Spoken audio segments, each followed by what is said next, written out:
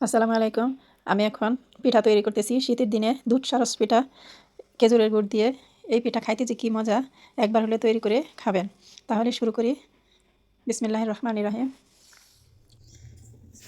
এখানে আমি সুজি নিয়ে নিছি 1 কাপ। গুঁড়া দুধ দিয়ে দেবো 2 টেবিল চামচ। চিনি 1 টেবিল চামচ। একটু মিক্স করে নেই।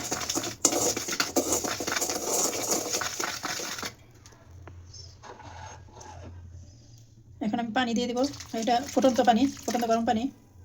আমি 1 কাপ পানি নিছি, দেখি কতটুকু লাগে।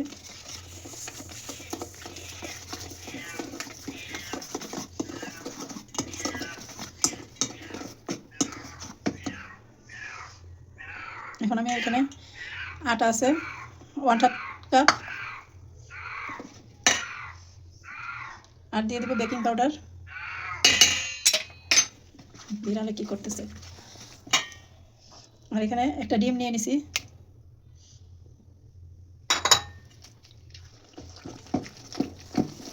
দেখি পানি লাগলে আবার দিতে হবে। আর একটু পানি লাগবে।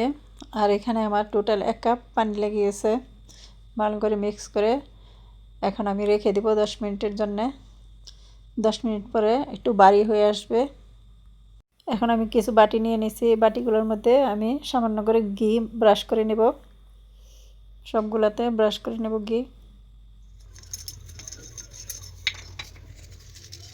এখন সবগুলো মোল্ডে ঢেলে দেব ব্যাটারগুলি।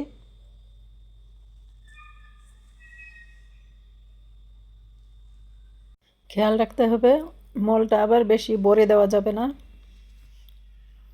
যে ঠিক এভাবে দিতে হবে।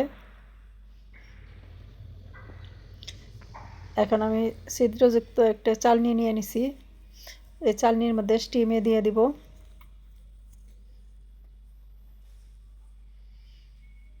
আমি একটা পাতিলের মধ্যে পানি নিয়ে আগে থেকে গরম করে রাখছি। এখন চালনিটা এই পাতিলে বসায় দিব 10 মিনিটের জন্য। চালনিটা এখন আমি ঢেকে দিব। আর এদিকে আমি দুধটা রেডি করে নিব। প্রথমে আমি গুড় দিয়ে দিছি। গুড়টা একটু গলায় নেব। আর দুধটা আমি আগে থেকে জাল করে 1 কেজি দুধকে জাল করে হাফ কেজি বানিয়ে রাখছি। এখন সেই দুধটা আমি ঘন দুধটা ঢেলে দিলাম। একটু নেড়ে ছেড়ে একটা উতলান আসা পর্যন্ত। আর এদিকে আমার পিঠাটাও রেডি হয়ে গেছে। এখন আমি একটা টুথপিক দিয়ে চেক করে নিব হয়েছে কিনা। এই তো হয়ে গেছে। এখন আমি সবগুলা পিঠা তুলে নিছি।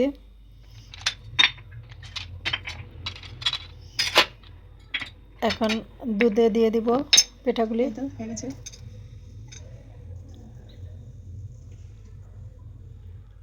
আর হ্যাঁ, আমার রেসিপির কোনো একটা দিকও যদি আপনাদের ভালো লেগে থাকে তাহলে একটা লাইক, কমেন্ট ও সাবস্ক্রাইব করে পাশে থাকবেন। শীতের সকালে এই পিঠা খেতে কী যে মজা। এই তো রেডি হয়ে গেছে। আশা করি আপনারাও তৈরি করে খাবেন। ইনশাল্লাহ ভালো লাগবে। আবার দেখা হবে নতুন কোনো রেসিপি নিয়ে। আল্লাহ হাফেজ।